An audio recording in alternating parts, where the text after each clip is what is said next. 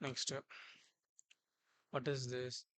Assumption of a black school model. What is this black school model? The black school model is a model that use current price, strike price, deviation, then risk-free return.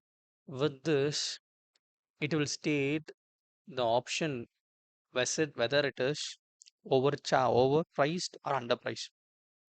With this formula, you can what you can do? You can find whether in this current MCX or whatever the option trading you're doing, whether this stock is overpriced or underpriced. It is considered in European market. No transaction cost will be included in it.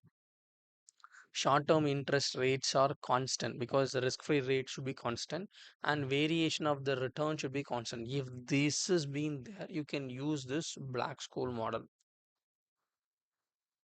This is the black school model actually.